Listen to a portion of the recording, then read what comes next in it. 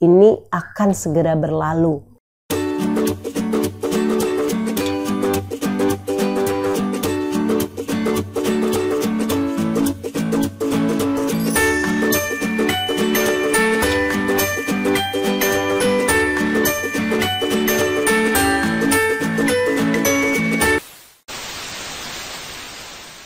Bismillahirrahmanirrahim. Assalamualaikum warahmatullahi wabarakatuh. Halo, apa kabar sahabat-sahabat semuanya? Mudah-mudahan hari ini dan seterusnya sahabat-sahabat dikaruniai Allah kesehatan, kekuatan, dan karunia-karunia lain yang bisa membuat kita semakin bahagia, semakin bersemangat dalam mencapai apa-apa yang kita inginkan dalam kehidupan kita. Alhamdulillah, sahabat-sahabat semuanya, teman-teman yang luar biasa, hari ini kita masih diberikan kesempatan untuk menghirup udara segar ya. Ini perlu kita syukuri. Alhamdulillah kita masih diberikan kesempatan menikmati hari ini, menikmati nikmat-nikmat yang diberikan oleh Allah pada hari ini.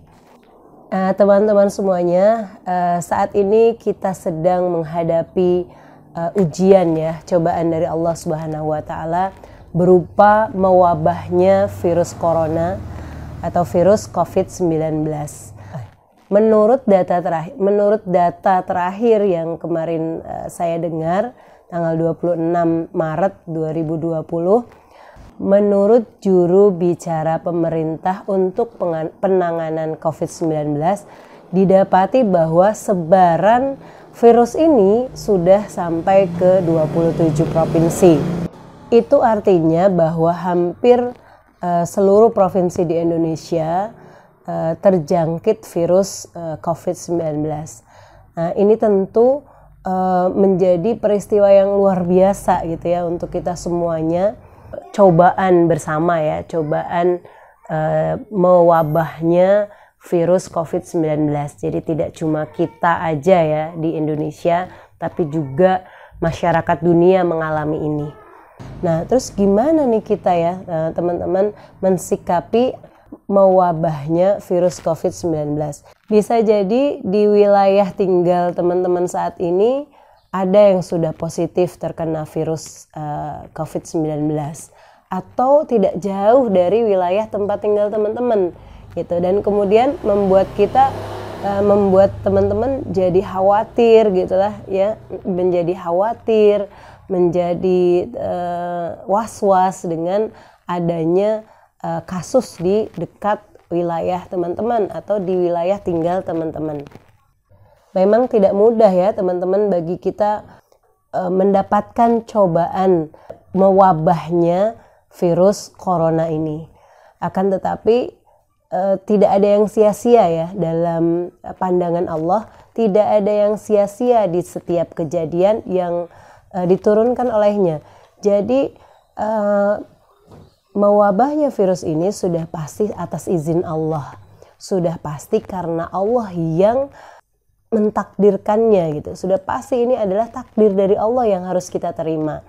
Jadi mula-mula yang harus kita sadari adalah bahwa kejadian ini atas kehendak Allah. Bahwa kejadian ini pasti atas kehendak Allah. Dan kita sebagai hambanya, sikap yang harus kita ambil pertama kali adalah ridho dulu gitu atas ketetapan Allah yang terjadi pada negara kita saat ini. Atau barangkali bagi teman-teman yang anggota keluarganya sudah positif corona, ridho dulu bahwa ini adalah bagian dari takdir Allah yang diturunkan untuk kita semuanya. Lalu kemudian kita ambil pelajaran apa yang bisa kita petik gitu dari kejadian virus ini ya. Nah, nanti teman-teman bisa petik sendiri gitu ya, bisa mulai jeli melihat apakah yang bisa saya pelajari dari kejadian ini gitu.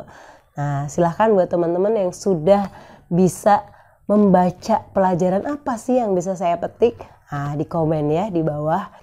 Insya Allah komentar-komentar teman-teman bisa dijadikan sebagai pelajaran juga buat yang membacanya. Nah, lalu apa sih yang bisa kita lakukan untuk membantu pemerintah agar penyebaran virus ini tidak semakin membesar, tidak semakin melebar. Nah, setiap individu itu sebetulnya bisa membantu melakukan ini ya teman-teman. Terutama nih kita nih emak-emak yang ada di rumah, emak-emak gunakan the power of emak-emak untuk membantu program pemerintah mencegah perluasan dari COVID-19. Nah, saatnya ini emak-emak menjadi pahlawan yang luar biasa.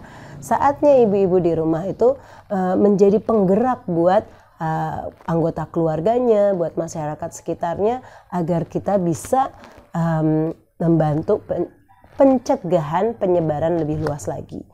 Nah, yang pertama kita lakukan adalah stop cemas terlalu berlebihan atau khawatir terlalu berlebihan.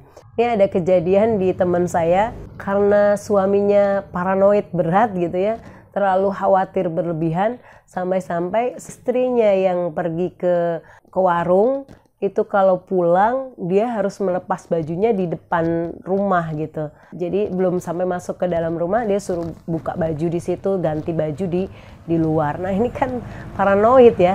Nah, ini nggak baik gitu. Terlalu berlebihan kekhawatirannya. Gimana biar kita nggak terlalu berlebihan cemasnya?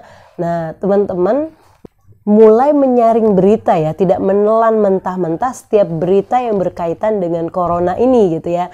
Jadi tidak semua berita yang ada itu kita telan terus kemudian kita sebarkan lagi. Kita sebar lagi tanpa kita pelajari dulu.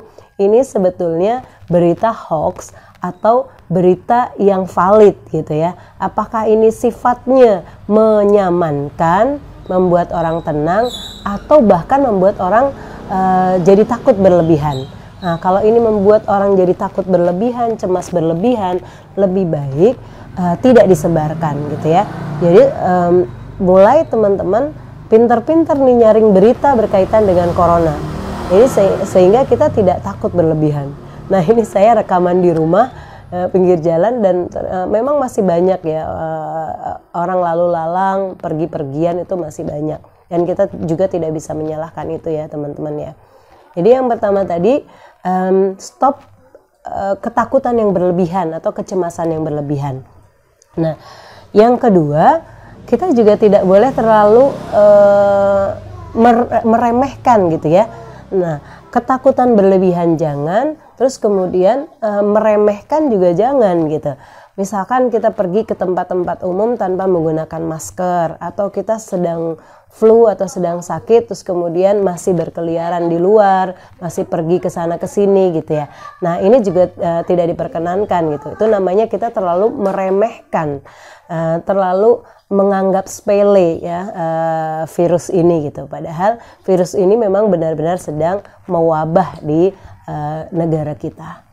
Yang bisa kita lakukan adalah stop cemas berlebihan, terus kemudian juga jangan terlalu menyepelekan ya, jangan menganggap ini remeh gitu ya, terus kemudian kita tidak melakukan tindakan-tindakan berikutnya gitu karena kita terlalu meremehkan. Nah, sebisa mungkin berikutnya adalah sebisa mungkin tinggallah di rumah. Sebisa mungkin tinggallah di rumah.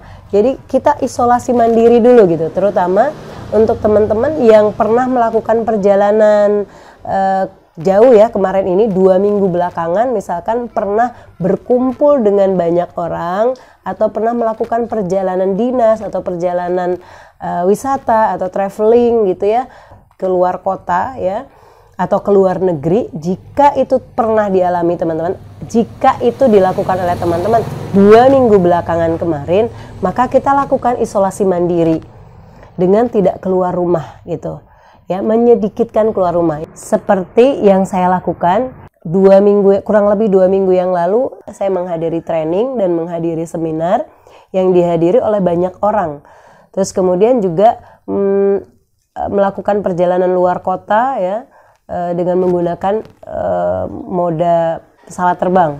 Nah, sepulang dari acara tersebut, sepulang dari perjalanan tersebut, saya langsung melakukan isolasi diri sampai dengan hari ini ya. Jadi saya tidak keluar rumah, saya tidak melakukan interaksi dengan orang, di luar rumah saya gitu. Bahkan saya tidak ke rumah mertua yang biasanya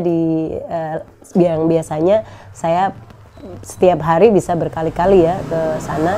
Saya juga tidak ke rumah orang tua saya, tidak ke rumah saudara-saudara saya sampai dengan hari ini. Nah ini namanya isolasi mandiri ya. Jadi saya mengisolasi diri walaupun tidak di kamar aja ya.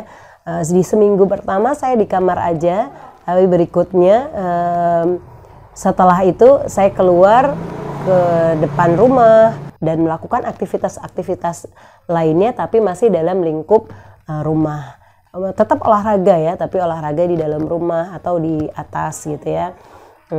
Berjemur masih, tapi tidak keluar rumah, berjemurnya di atas. Nah jadi itu ya teman-teman ya. Nah kalaupun misalnya terpaksanya teman-teman harus keluar, misalkan ke warung atau ke pasar gitu ya, nah lakukan pengamanan diri. Jangan ngerasa nggak enak. Kadang-kadang orang kita itu ngerasa nggak enak ya, kita sendirian pakai masker. Padahal itu adalah kampanye gitu, campaign kepada orang atau mencontohkan kepada orang bahwa kita sudah melakukan pencegahan penyebaran COVID-19 dengan menggunakan masker. Jadi saya kalau kemana-mana sekarang pakai ini gitu. Bahkan beberapa hari setelah saya menghadiri seminar, itu saya di rumah pakai masker gitu ya, beberapa hari pakai masker. Nah, buat teman-teman yang suka kumpul-kumpul, entah itu arisan atau ngumpul-ngumpul ya biasalah ya di kafe atau sekedar ngumpul-ngumpul di rumah.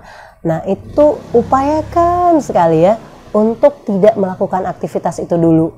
Jadi kayak gini teman-teman ya, orang tuh kalau mau sukses, ada orang yang modalnya terbatas atau nggak punya modal, terus dia pengen sukses. Dia modalnya terbatas atau dia nggak punya modal, terus kemudian dia melakukan sebuah upaya untuk sukses itu gitu ya, dengan misalnya memulai bisnisnya. Nah ketika dia mulai bisnis, dia dapat untung sedikit, dia kumpulkan, nggak dia nikmati, dia menahan diri untuk tidak menikmati hasil jerih payahnya dia saat itu gitu ya. Terus dia investasikan lagi, dia tambahkan lagi ke modalnya, terus gitu lagi ya. Besoknya lagi untung lagi, dia tambahkan lagi ke modalnya lagi. Jadi dia belum menikmati hasil upayanya. Dia belum menikmati hasil dari usahanya di awal itu. Lalu kemudian terus begitu sampai kemudian dia nahan diri gitu ya untuk tidak menikmati itu. Karena kan masih sedikit gitu, masih kecil hasilnya. Dia menunggu sampai banyak gitu ya. Nah ketika sudah banyak terkumpul, terus dia menikmati hasilnya tidak hanya sendirian, dia bisa nikmati itu bersama dengan keluarganya. Misalnya dibuat jalan-jalan bersama atau dibuat umroh bareng-bareng gitu ya. Nah hasil dari dia menahan diri itu, dia bisa menikmati kesuksesannya bersama-sama dengan keluarganya. Nah sama dengan kita saat ini gitu ya, kita diminta untuk menahan diri dulu. Jadi social distancing ya, kita menahan untuk menjaga jarak dengan teman-teman kita, dengan lingkungan kita gitu, dengan tetangga-tetangga kita saat ini untuk sementara waktu aja. Bayangkan ya teman-teman ya, ini sudah terjadi di Italia. Bagaimana masyarakat Italia waktu itu kaget luar biasa ketika COVID itu menyebarnya langsung gitu ya, langsung banyak gitu. Karena apa? Karena di awal-awal mereka tidak mengindahkan social distancing ini gitu ya. Mereka masih kongko-kongko, masih kumpul-kumpul, masih mengadakan aktivitas bareng-bareng gitu. Nah itu ternyata membuat penyebaran virus merebak terlalu cepat gitu, dan itu mengagetkan sekali. Nah kita nggak pengen kejadian itu terulang di negara kita ya teman-teman ya.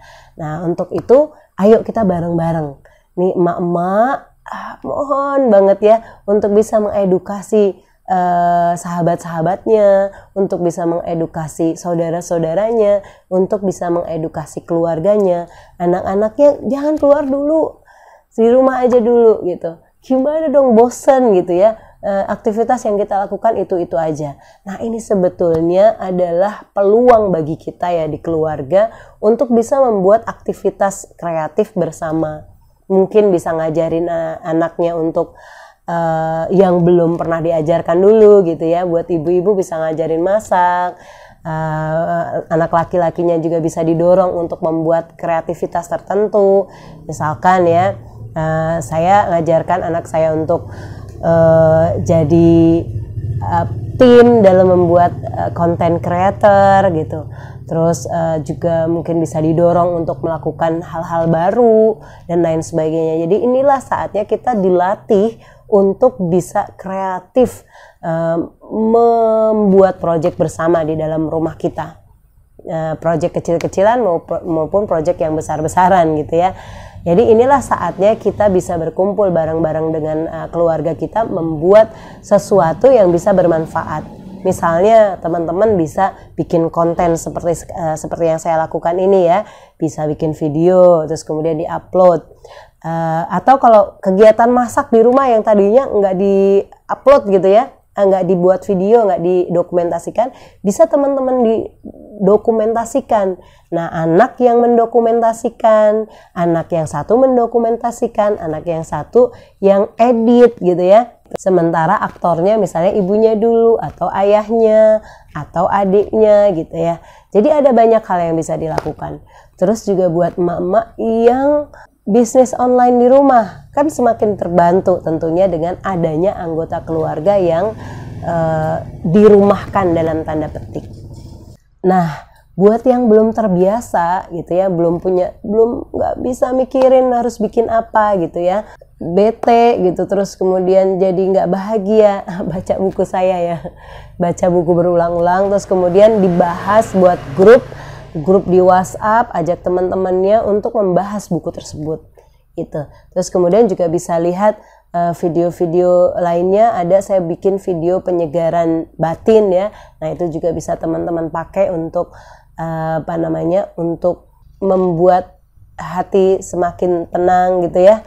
Jadi nggak galau dalam kondisi yang sekarang ini. Nanti insya Allah linknya akan saya cantumkan di deskripsi gitu. Jadi teman-teman semuanya stay cool, sekali lagi stay cool, tetap tenang karena ini pasti berlalu, dan berlalunya itu dengan partisipasi kita. Semakin kita aktif berpartisipasi, insya Allah cobaan ini akan segera berlalu.